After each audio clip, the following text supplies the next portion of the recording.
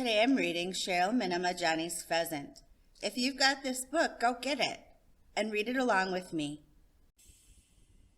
Story time with Kaluhya.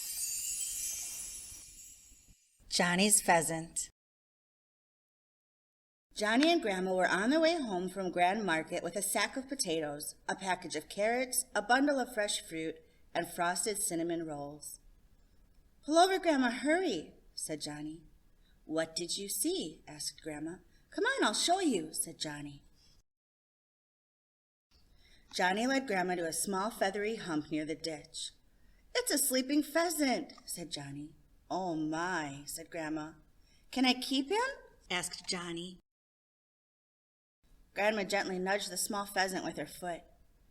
"He's still soft," said Grandma. "Let's bring him home. I will make a nest in the yard and feed him carrots," said Johnny. Grandma put her hand on his shoulder. "I'm sorry, Johnny.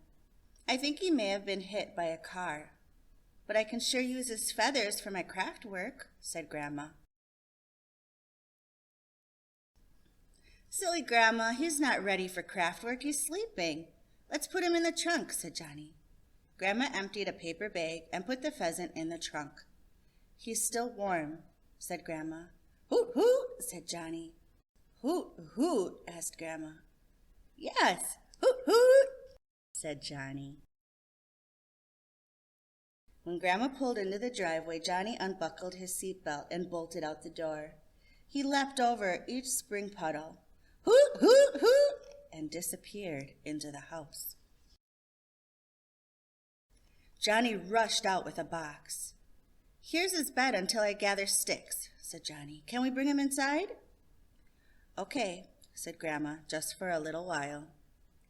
When the pheasant was on the table and Grandma was on the couch playing cards, Johnny opened the door. "Okay, I'm off to get sticks." "Whoop, whoop," said the pheasant. Johnny sprung around. The pheasant shook its feathers and swooped up. Its wings nicked the walls as it circled the living room and then landed right on top of Grandma's head. The pheasant's tail swayed from side to side in front of Grandma's face. "I guess he was only knocked out," said Grandma. "Hoot, hoot," said Johnny. The pheasant sprang from Grandma's head and flew out the door. "Hoot, hoot, there goes the pheasant," said Johnny. "Pheasants belong in the wild," said Grandma. "No, he heard you talking about using him for crafts, and that's why he went away," said Johnny. "Hoot, hoot," said the pheasant.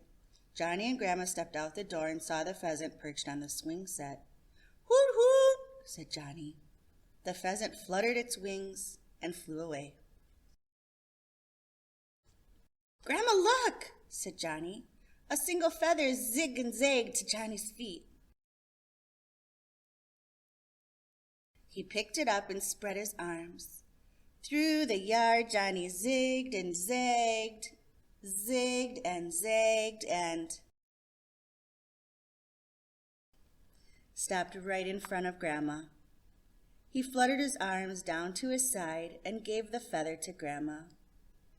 "Hoa," said Grandma. "Hoot, hoot," said Johnny. Yawanko, thank you for listening. Onogiwa. If you enjoyed this video, push the like button and don't forget to subscribe.